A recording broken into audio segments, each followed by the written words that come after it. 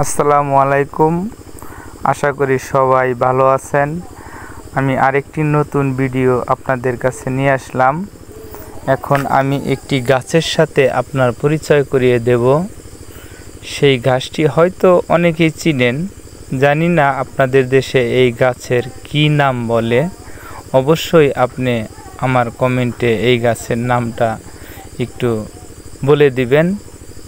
হ্যাঁ, কমেন্টে বলে দিবেন। আর আমিও এই গাছটি আমাদের দেশে এটা বিষকাটালি নামে পরিচিত।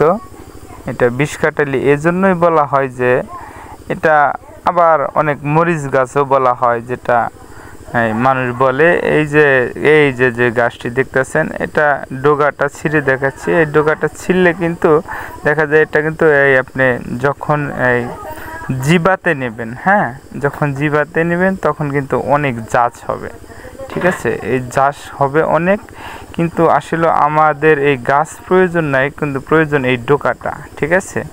একে একে এইভাবে 60টি ডোগা নেবেন, 60টি ডোগা নেবেন। আর যে কোনো বানিয়াতি দোকানে যাবেন, যেখানে গাছন্ত ওষুধপাতি বিক্রি করা হয়, সেখানে যেয়ে বলবেন যে সাদা গুলমরিচ দেন। হ্যাঁ, এই গাছের 60টি ডোগা এবং 60টি গুলমরিচ ঠিক একত্র করে বেটে সুন্দর করে বড়ি বানাবেন এবং রোদ্রে শুকাবেন।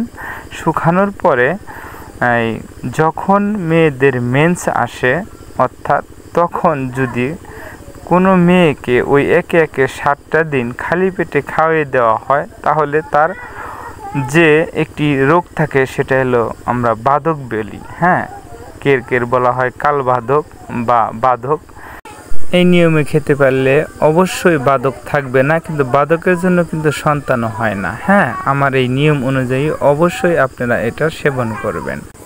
আর এই ভিডিওটি দেখার জন্য অবশ্যই সাবস্ক্রাইব করবেন, শেয়ার করে দেবেন, সবাই যেন দেখতে পারে। আল্লাহ হাফেজ।